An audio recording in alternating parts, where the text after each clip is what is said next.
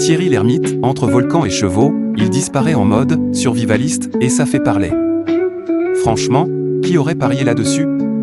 Thierry Lhermitte, le mec qu'on associe direct au bronzé et aux grosses barres de rire, aujourd'hui, il est posé au calme, loin de tout, en mode retour aux sources. Et pas à moitié. Quand il n'est pas en tournage, l'acteur a complètement changé de vibe.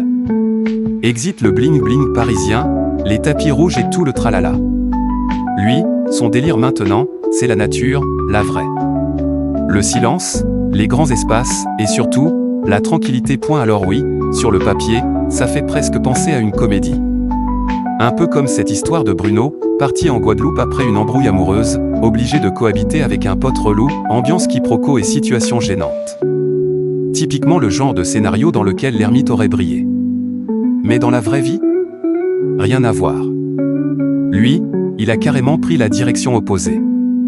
Pas de plage, pas de cocktail, mais le Cantal. Oui, le Cantal.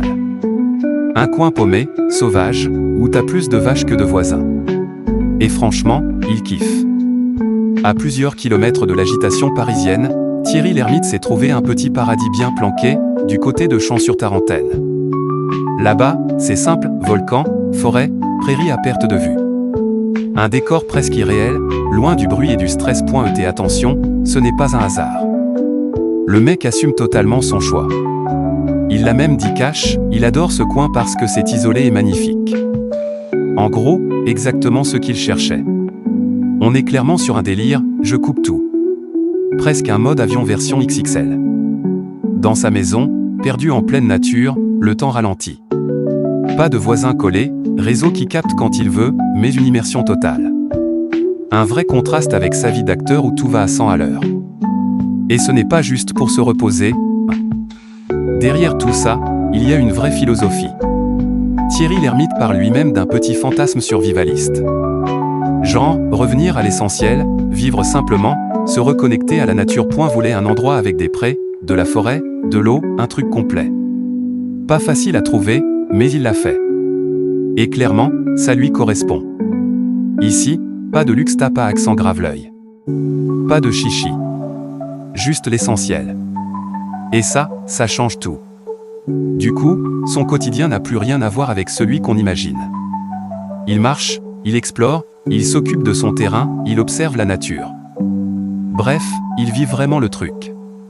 Mais ce qui est encore plus surprenant, c'est sa passion pour les chevaux. Et oui, Thierry Lhermitte ne fait pas semblant. Il s'est lancé à fond dans l'éthologie équine.